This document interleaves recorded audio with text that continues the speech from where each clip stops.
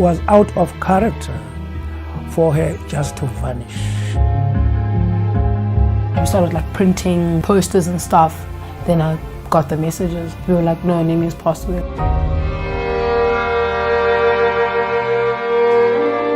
I'm sorry that I wasn't there to fight for you. Your fight is now our fight.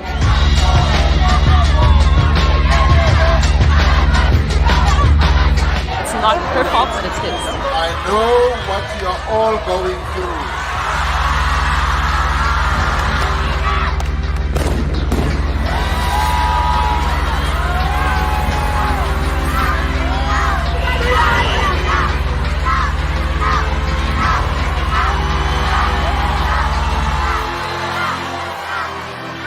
Online shopping is one of the benefits we are enjoying from the birth of the internet.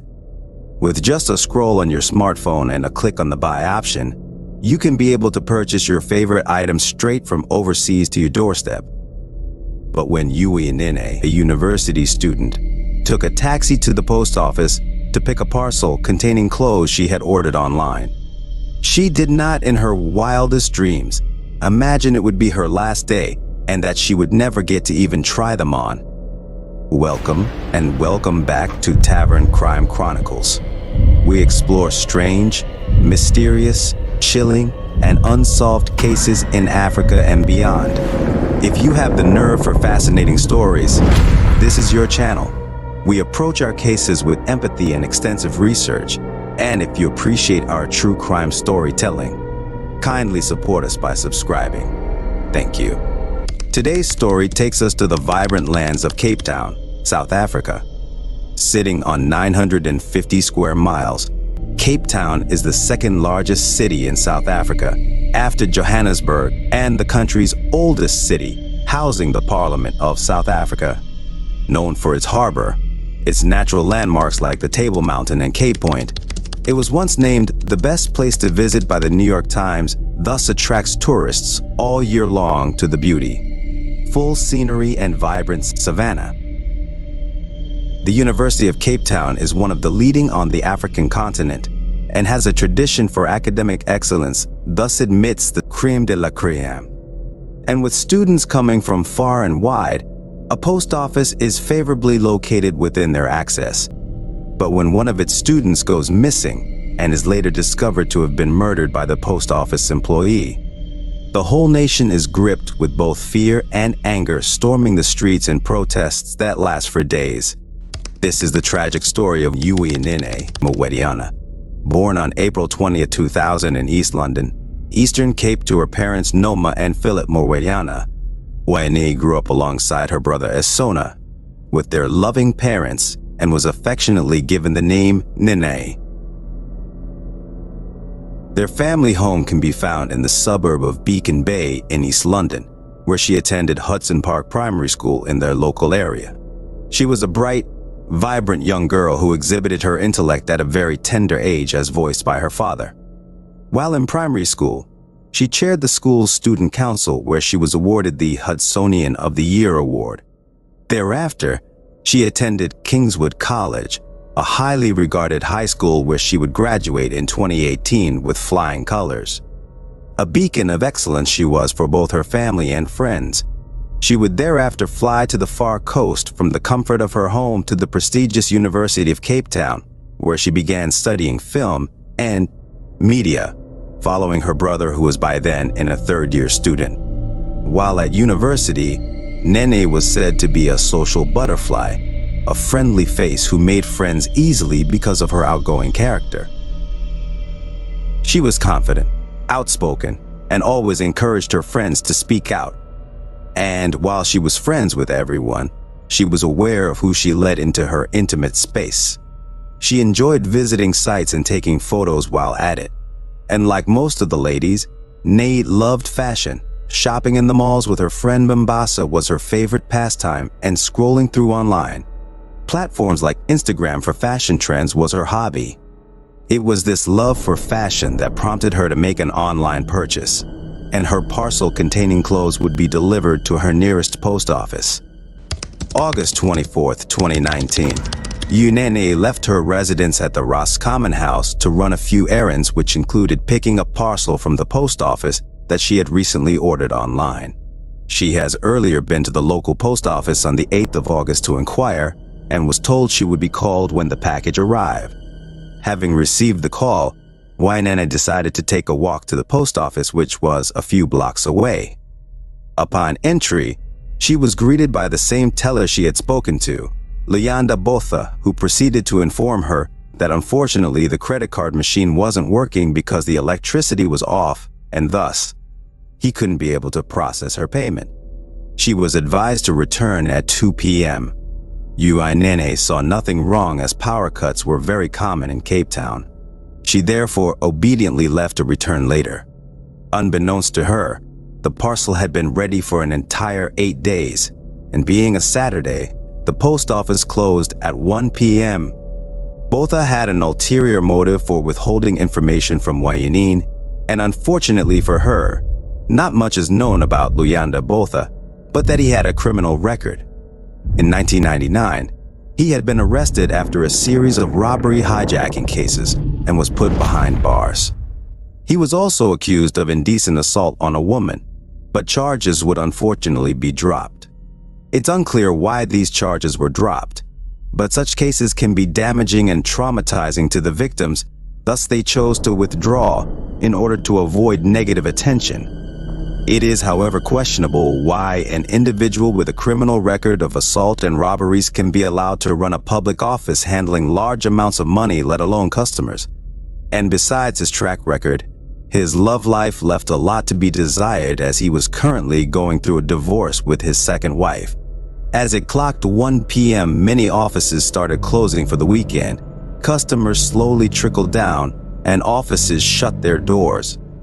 At 2 p.m., Uyinene took a Taxify taxi and arrived at the post office shortly after. Botha had arranged with a colleague, Soraya Abdullah, for her to leave work earlier so that he could execute his plan. When Uyinene arrived, Botha shut the door behind her before she could even process the silence and empty, eerie feeling inside. Unbeknownst to her and her contacts, she would constantly text online. This would be the last time they would ever hear from her. The taxi driver would later drive away oblivious of the fact that he was the last to see her smile. Botha immediately grabbed her as she was checking her parcel, and when Uyinene sensed she was under attack, she put on a fight. And bravely she did, but was no match for her attacker, who overpowered and raped her. She finally kicked him and broke free, and immediately ran to the door, but he grabbed her, throwing her back. He locked her in the back room, and when she wouldn't stop screaming, he strangled her, hit her with a set of post office scales of about 2 kilogram weight, targeting her head and eventually knocking her unconscious. He locked her in the office and went to a nearby pub to drink alcohol. He returned the following day to retrieve her body, put it in the trunk in his car, and drove to a nearby field where he doused her body with petrol and set it on fire. Meanwhile, her friends were searching for her, with each asking another when last they had seen her. At some point, they thought that she was maybe doing a social media cleanse by going offline for a while, because it was not like her to remain incommunicado. When no one was able to reach her, missing person posters were printed out and also shared online across the country and with friends abroad. Their cries received a lot of media coverage, and the hashtag Bring Nene Home was trending all over social media and media houses. Her parents could not sit and wait. Thus Noma, her mother, flew into Cape Town to find their daughter. She went straight to the post office in Claremont, where Nene was last seen, as said by taxi driver who had dropped her there. On inquiring about the teller who had attended to her daughter when she came to receive her package, Luyanda Botha's name came up, and they noticed he had been away in the subsequent days after Nene's disappearance.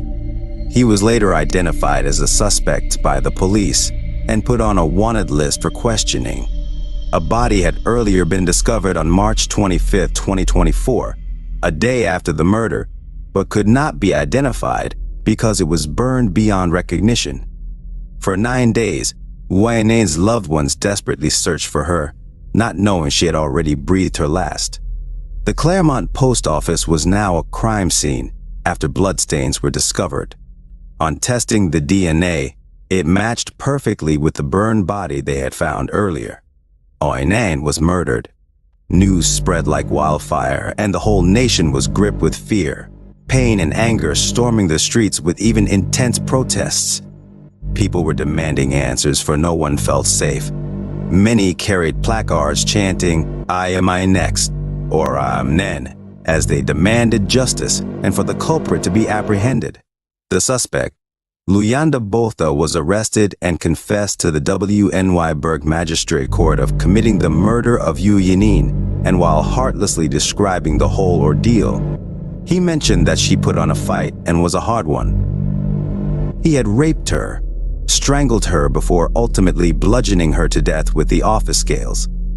And right here we can see the heartlessness of the rape and murder of a young woman who had in no way offended him.